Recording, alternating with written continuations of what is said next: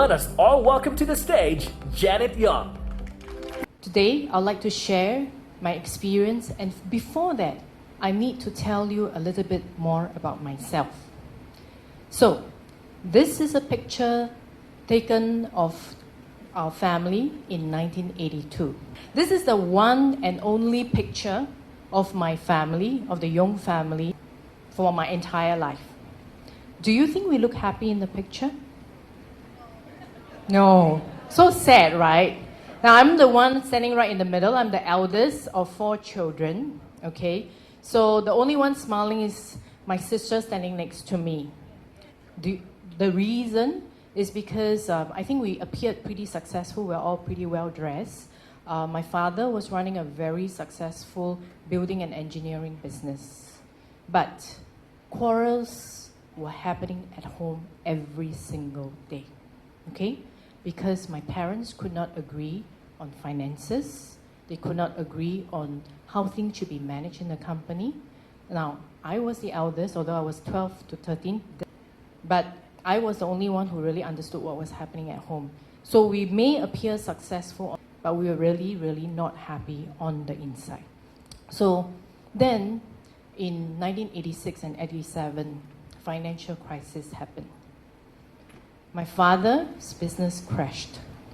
It was the first time in my life I was worried about whether I would have a roof over my head the next day. So we had to work through college. Every time it's school fees time, I would cross my fingers that my father would actually be able to bring money back, because I'm not sure whether I'll be able to complete my university education, right? So when I graduated, what do you think I was aiming for? Money, of course. Success. Because the situation at home deteriorated further, I had to bring money back.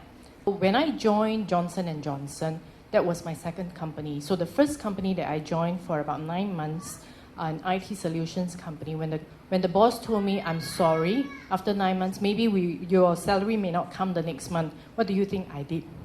I left. So I looked for a stable and good company to work for that worked in my values. So as shown in the middle of the picture, continuously I climbed because I wanted to be successful. So every single year I won awards. I was top sales manager, top sales franchise, as well as a standards of leader. So I was, at that point in time, I was pretty lucky. I got married. So I was successful both at work and happy at home. Then in the year 2000, this little one came. So isn't he cute? Yeah. So I was really successful at work, but I was traveling 75% of my time, working from 7 a.m. to 11 p.m. Guess what happened? My poor son, my son didn't want me to carry. So I could not manage work. I could not manage home. So I became an emotional freak. So I was crying at home. I was crying in front of my boss. And the last straw came when I cried in front of my client. Imagine a client, I was at a director level talking to a cardiologist, and I cried in front of him. A client who turned friend told me, Janet, what are you doing? Where are your priorities? I took a step back and said, really, where are my priorities? So after 6 months of consideration, I quit my job in Johnson & Johnson in the year 2004 and went in search of happiness. I was really wondering whether I was emotional because I had postnatal depression, or was I emotional because I was trying to do too much? Probably both, right?